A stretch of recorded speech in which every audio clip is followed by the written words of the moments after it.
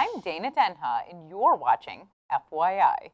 The University of Michigan Institute for the Humanities is celebrating the written word for one night only as thousands of books close down a downtown street for an international art exhibit. Literature versus Traffic is an incredible public arts project that's been created by the arts collective Luz Interruptus from Madrid, Spain.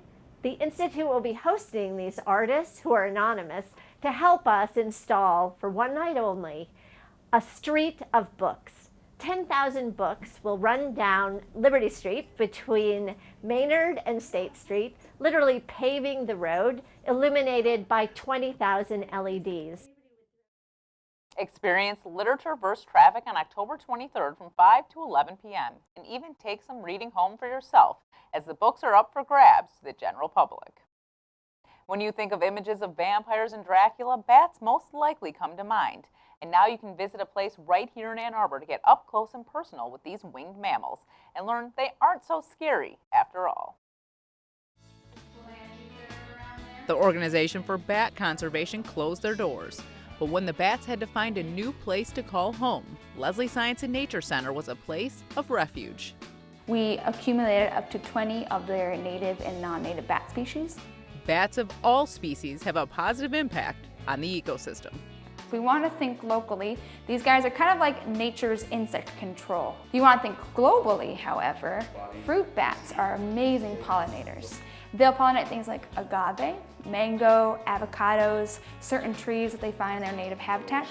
And without those bats there, those fruits wouldn't be able to reproduce. We are really excited to be able to promote and offer these programs to continue that conservation message of not only why bats are important, but how we humans can better interact and protect all different kinds of species.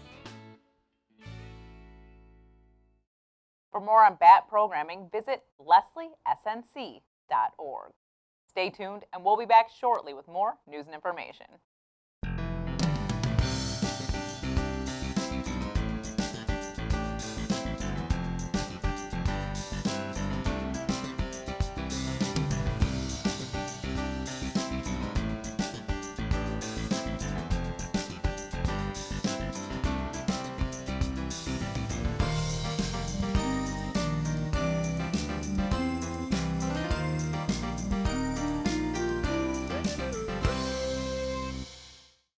The average person can use the toilet nearly 10 times a day, but what happens once you flush the toilet is a mystery to most of us.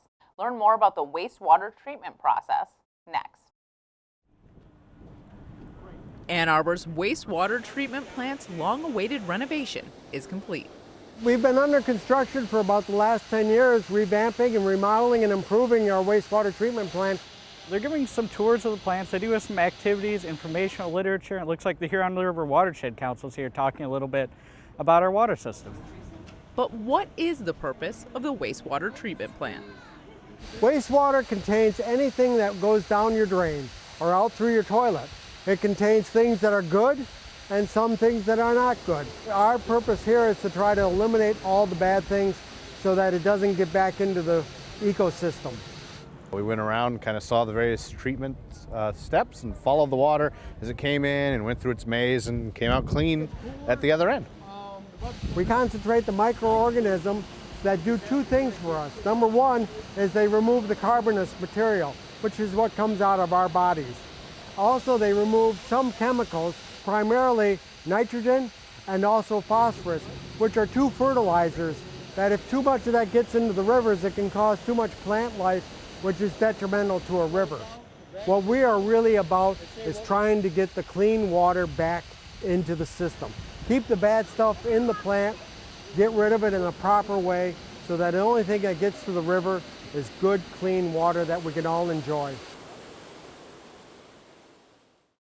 In today's technology-ridden world, it's easy to get distracted from your task at hand. But when you're driving, your concentration should be on the road and not on your device. Learn more about distracted driving in this month's City Roundup in 60.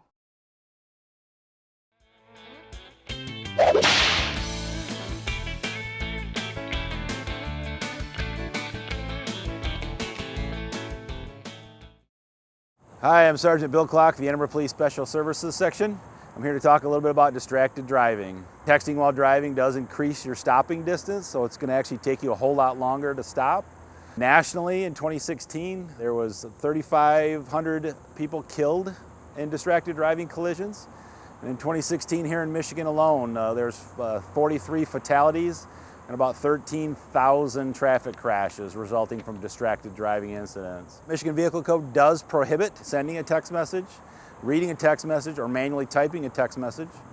We do have a lot of students coming back to town here shortly, with about 17,000 students attending the Ann Arbor Public Schools and about 45,000 attending the University of Michigan. So there'll be lots more pedestrians. So please keep your eyes on the road, put the cell phone down, and be safe out there. How far would you go for creative inspiration? Just in time for the haunting season, the Brass Tacks Ensemble is tackling a haunting that brings new meaning to marital strife, as the world of the living and dead collide, as an author opens the door to the unknown for research for a new novel. Joining me is Aaron C. Wade, director of Blithe Spirit. Welcome back to the show, Aaron. Thank you. So why don't you tell me how you found out about this show? Because you mentioned before as we were chatting that this is from the 1940s. Mm-hmm. Yeah, I was just looking for a play that, I mean, having not read a whole lot myself, I wanted to just start and looking for popular ones that were a little bit more vintage. I wanted to get, you know, something that hasn't had a huge track record. You see certain names pop up here and there, like Importance of Being Earnest and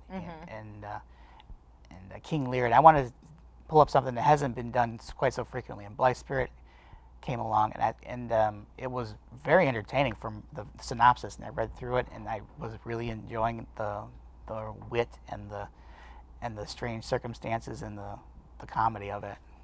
So it is about a haunting, but it's a comedy. It's a comedy haunting. It's like, even though people are dead, there's not really that depressive association with death. There's a little bit more like an inconvenience that people are now dead. It's very proper and British by its own creation, because there's the greatest trauma that anyone could ever experience is embarrassment in public. So why don't you tell us a little bit more about the story? I kind of mentioned it a little bit, but can you explain a little further? Yeah, it's about a novelist who's well lauded in his career and in his community, who's decided he wants to explore the idea of a killer psychic, and so he hires a medium to hold a seance so that he can merely get some tidbits and refreshers on how a person in that field operates. And they hold this seance with some friends, and accidentally he brings back the ghost of his first wife. And his second wife is none too pleased with this. First, she's in great denial because she thinks, oh, you've just been drinking too much. That's the explanation. And then once they prove that this first wife is actually there, even though he's the only one who could see her, it gets even more comedically hilarious and funny.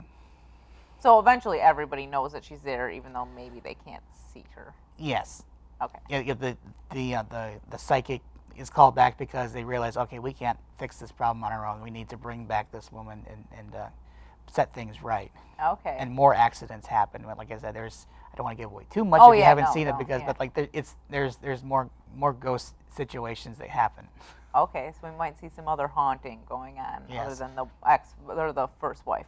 When is the show? The show is going to be the weekend after Halloween. I don't remember. Is it the 3rd? It's that weekend. It's Okay. Friday, Saturday, Sunday. So Halloween's on a Wednesday, so it's that Friday, Saturday, Sunday, Yep. and then the following Friday, Saturday, Sunday Yep. too. Evening shows on Friday and Saturday, and the matinee on Sunday. And matinees are at 2 p.m. Yep. And tickets, do you get them in advance? You get them at the door? You can get them in advance or at the door. I believe it's $15 regular or $5 if you're a student. Okay. And then where is it? It is at the Children's Creative Center on Pauline. I don't know if the road construction is going to be fixed on that road by the time it But you happens. can still get down You can there. still get down there. It's going to be one-way eastbound. Okay. Yep. So why don't you tell me a little bit about the different characters in the show? So you have the Okay. author character. I don't know who's that. The played by? author is Charles Condamine. He is this sort of free-willed, really not too centered on any one particular thing. He's a little bit immature, and is his current wife Ruth, who is really the boss of the house, keeps everything in order. She runs a very tight ship.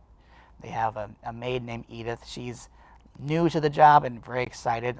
Runs a little bit too quickly when she's going anywhere, and it's a little fun to see her go from place to place in just a sprint. And then they bring in the Bradmans. They are the friends who come to visit the seance. Dr. Bradman and his wife, they're still like, Dr. Bradman's a skeptic because he's a man of science and healing and everything. He doesn't really believe much about psychic work, but is just kind of there to tolerate and give good spirit. Then Mrs. Bradman is really more wants to believe and is very excited about the whole thing. Then we get to one of the most popular characters, and this was the person who was auditioned for the most, was Madame Arcadi, who is the psychic medium. Okay. Who brought in, and she's elaborate and very otherworldly. Okay. And also worldly, because she's traveled a whole lot. Then finally there is Elvira, the first wife of Charles, who is the ghost that is brought back and causes trouble when she wants to have Charles all to herself. So this is what, your second time directing? Yes. Yeah. Yeah, this is my first full play. Okay, yeah, the last time you did a musical, so this time you're doing a straight play. What maybe challenges have you had doing this show? This one, it is a smaller cast, but it's more challenging because I have to devote my entire headspace to figuring out how absolutely everything in the play snakes through. And you can't just set it on a back burner. You have to look at every single word in this play at some point and think, oh, do you want to say this way? Do you want to say it that way? And it's moving people around on a stage that doesn't exist for the most part. You need to really keep that cohesive as well, because you can't just let them make it all up as they go. As I've learned, you need to give them a little bit of geography on where things are, and coaching on where you would want to say something. It's a good challenge, though. Do you have a favorite part that you've had so far in the process? I believe my favorite part is probably it's Act 2, Scene 1, where it's like the morning after Charles has seen Elvira and she's still there. There's this long argument with his wife, and then they prove that she's there, and it goes from argument to peace again. And finally Ruth completely freaks out because she realizes that this ghost is real. She thinks that he's toying with her, but there's too many things happening that can not be true. Yeah. Other than, it being a perfect timing, the perfect time of year to go see Blithe Spirit, why should people come out? It's really funny. It's like the wit is really good. There's also, we're using British accents. We have a dialect coach with it. Susie Bernays is helping with dialects on this one, and we're keeping it as authentic to like the original text of the play as we can get it, without over elaborate set work. We're keeping everything minimal so we can tell a story and have people focus on filling in the background with their own minds. Okay, well, thank you so much for coming on the show and break a leg. Thank you.